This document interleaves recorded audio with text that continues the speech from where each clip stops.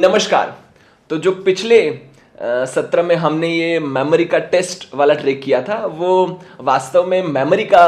Trick नहीं, वो गणित का जादू था। उस ट्रिक में हमने किया ये था कि मान लीजिए मैं सफेद और काले सिक्कों को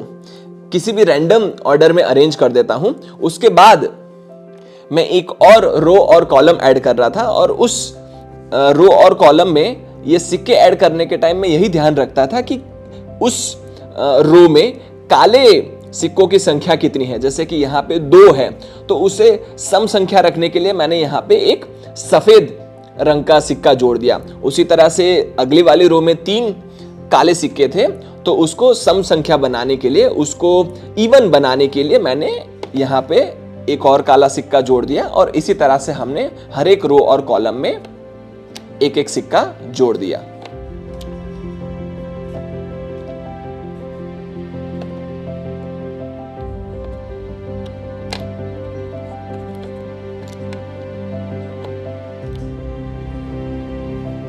अब आप देखेंगे कि वो जो 4x4 की ग्रिड में जितने सिक्के रखे थे, अब ये 5x5 की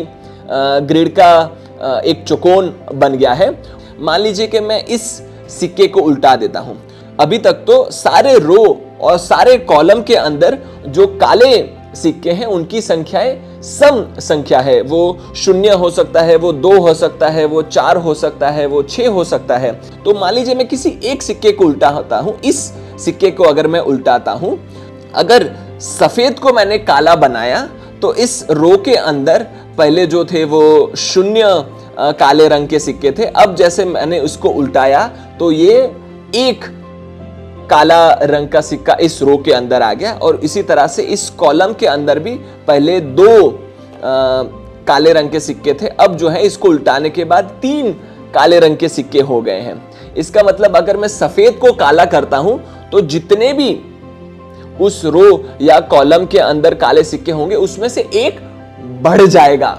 यानी सम संख्या में एक और बढ़ाने पे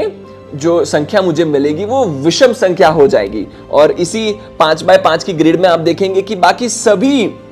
रो के अंदर जो काले सिक्के हैं वो सम संख्याएं हैं, एक्सेप्ट इस रो के अंदर और इस कॉलम के अंदर। आप देखेंगे कि इस वाले कॉलम के अंदर 2 काले हैं, यहाँ पे 2 काले हैं, सम संख्याएं हैं, यहाँ पे काले 4 हैं, सम संख्या है, यहाँ पे 3 हैं और आखिर वाली कॉलम के अंदर भी 2 काले सिक्के हैं। उसी तरह से अगर मैं हर एक रो में देखूं तो इस वाली रो में 2 काले हैं, सम संख्या है, यहाँ पे 4 है, वो भी एक सम संख्या है, यहाँ पे काले सिक्के हैं, वो 4 हैं, वो भी एक सम संख्या है और इस वाले रो के अंदर 1 काला है, ये एक विषम संख्या है। तो ये वाली कॉलम और ये वाली रो के अंदर जो है वो विषम संख्या है और इन दोनों रेखाओं को जोड़े तो जो स्थान मिलता है वो यही वाला स्थान है। तो जहां जहां पे भी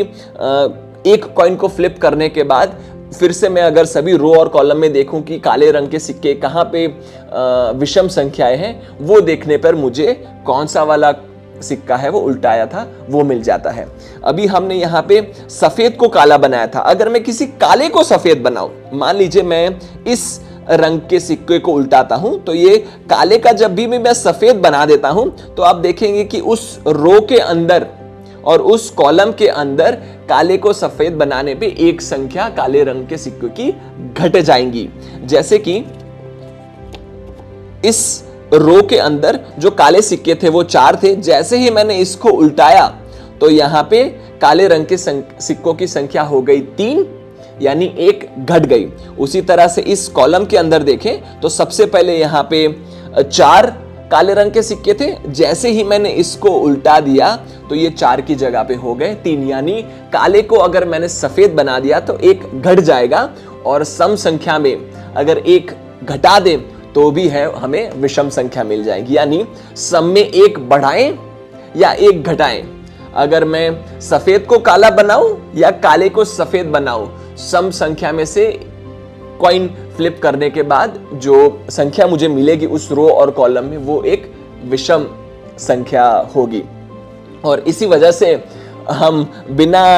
किस तरह से सारे सफेद या काले रंग के सिक्कों की अरेंजमेंट से बिना याद रखे गणित की मदद से पता कर सकते हैं कि कौन सा वाला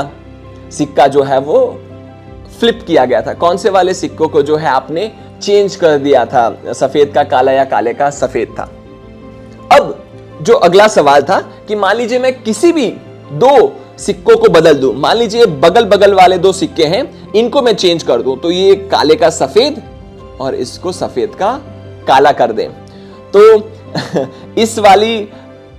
कॉलम के अंदर तो आप देखेंगे यहां पे हमने काले का सफेद और सफेद का काला किया, तो नंबर ऑफ काले रंग के जो सिक्के थे वो तो बराबर रहे, बट इन रो में अगर देखें तो इस रो के अंदर एक काले रंग का सिक्का सफेद हो गया, तो यहां पे एक कम हो गया, और उसी तरह से यहां पे एक बढ़ गया। तो इन दोनों रोज के अंदर जो काले रंग के सिक्के हैं वो एक और संख्या हो गई, वो एक विषम संख्या हो गई। तो अगर आप कहीं पे भी दो सिक्कों को चेंज करें तो मैं ये तो पता कर सकता हूं कि कोई सिक्का है उनका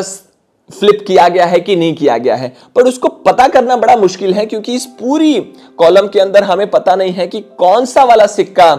चेंज किया गया था। उसी तरह से मान लीजिए मैं कोई दो अलग अलग स्थान पे रखे हुए सिक्कों को उल्टाता हूं, एक सिक्का यहां से और दूसरा वाला सिक्का मान लीजिए यहां से करता हूं, इसको मैंने काले का सफेद कर दिया और यहां पे सफेद का काला कर दिया। यहां पे भी हम पता कर सकते हैं कि कोई भी सिक्के हैं उनको उल्टाया गया है, बट कौन से वाले उल्टाए हैं वो नहीं पता चल सकता, क्योंकि ये कॉलम और ये कॉलम में गड़बड़ी है और उसी तरह से ये रो और ये रो में गड़बड़ी है। तो इन चार स्थानों में से कोई भी दो सिक्कों हैं वहां पे हमने उसको उल्टाया हो सकता है। तो अभी भी हम कंफर्म नहीं बता सकते कि कौन से वाले सिक्के हैं उनको उल्टाया गया है। और अब ये आपके लिए एक्सरसाइज का सवाल है, ये आपके लिए होमवर्क का सवाल है कि अगर मान लीजिए मैंने किन्हीं भी तीन सिक्कों को यहां पे उल्टा दिया, तो क्या मैं पता कर सकता हूं कि सिक्कों को उल्टाया गया है कि नहीं उल्टाया गया? क्या ऐसा हो सकता है कि तीन सिक्कों को उल्टाया और पता ही नहीं चले कि कोई भी सिक्का उल्टाया है कि नहीं? और मान लीजिए हम पता कर ले कि वो सिक्के उल्टे हैं कि नहीं, उसके बाद कौन से सिक्के उल्टाए हैं वो क्या हम पता कर सकते हैं। अब मान लीजिए मैं कोई भी चार सिक्कों को उल्टा लूं, तो क्या हो सकता है कि हमें गड़बड़ी पता ही नहीं चले कि सिक्के उल्टाए हैं कि नहीं उल्टाए हैं, और वो कौन से चार है क्या वो पता कर सकते हैं कि नहीं? ये आपके लिए होमवर्क का सवाल है।